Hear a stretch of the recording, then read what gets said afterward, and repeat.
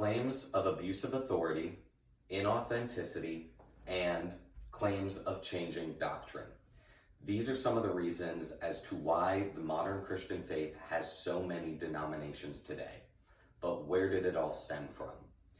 Well, with so many branches of Christianity, it's important for practicing Christians to understand where it originated and how it got fractured. Now, I first learned about the Great Schism in my 6th grade history class, and the reason that it stuck with me so much is that I was born and raised in the Roman Catholic Church. And since then, I have delved into the topic to not only satisfy my own curiosity, but also to learn more about the faith in which I say that I live by. Now, today I'm going to walk you through how the church originated, what led up to the schism, how the schism occurred, and where Christianity sits today because of it. So let's first talk about the early origins of the Catholic Church. Established in 325 AD, the Apostles of Christ set up a network of communities to become the Christian Church. And those communities were located in Rome, Constantinople, Alexandria, Antioch, and Jerusalem. Now, these are listed in order of their ecclesiastical prominence. And these were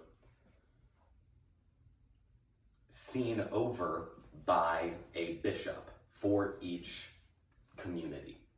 Now, and they shared power.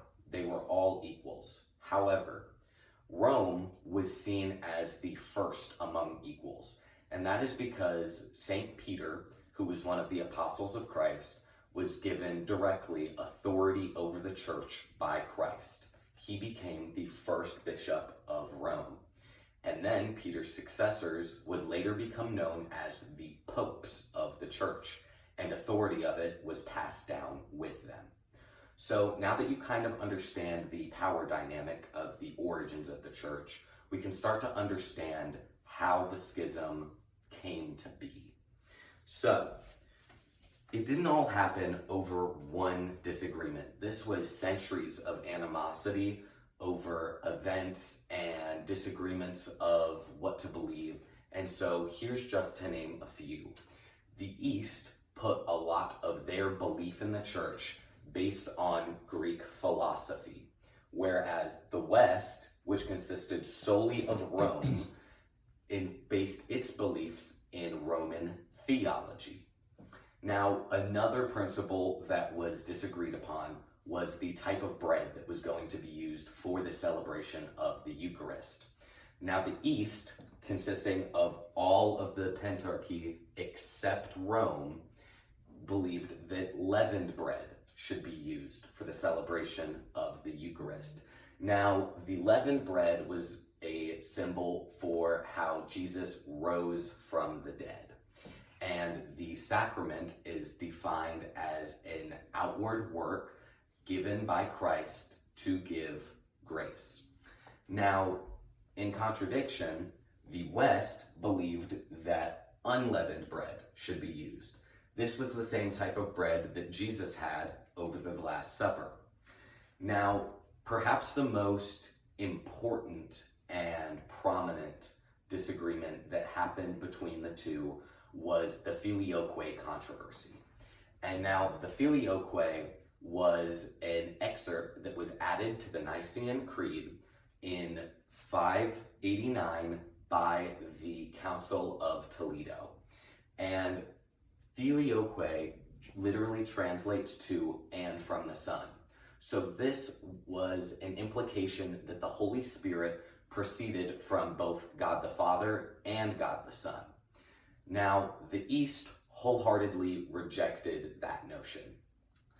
In 1024, Pope Benedict VIII officially adopted the amendment into the Nicene Creed. And the East took that as a reason to completely split from the church.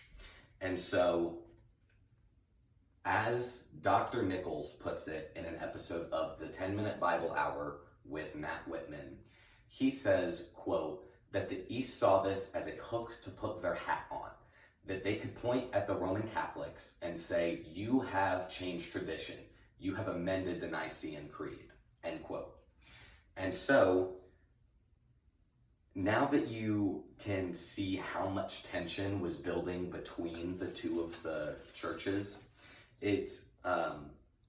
we can now see the measures that were taken for the two to formally separate. And so Pope Leo IX in 1054 sent his papal delegate, Cardinal Humberg, to the Hagia Sophia, and he delivered a bull of excommunication to Cerularius, who was the patriarch or the bishop of Constantinople. Now, a cardinal was a close advisor of the Pope. He helped govern the church. And the Hagia Sophia was the cathedral in Constantinople. Now, in response to this, Cerularius almost immediately sent a delegate of his own to Rome, and he excommunicated both the Pope and all papal delegates from Rome, therefore separating the two from each other completely. Now, over history, the Roman Catholics, the Roman Empire, kept their name. They stayed the Roman Catholic Church. However, in the late 17th century, the Greek Orthodox Church adopted that name. The Eastern Orthodox became the Eastern Empire became the Eastern Orthodox Church. And the Orthodox means right belief in Greek. And so, centuries later, here we are now.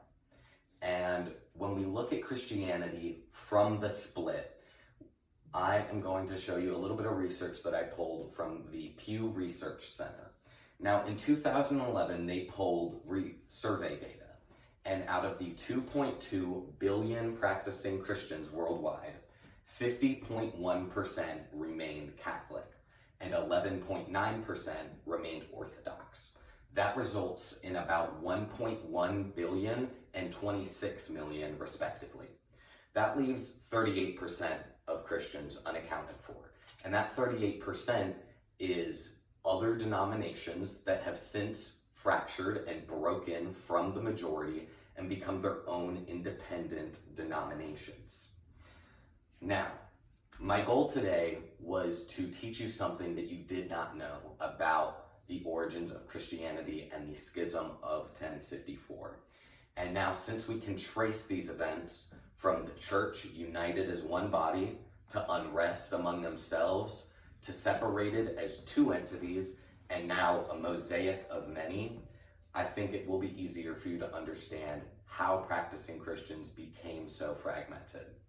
Now, all that being said, despite the schisms and all the little pieces that we're now broken up into today, all Christians are still united because we are all still children of Christ. Thank you.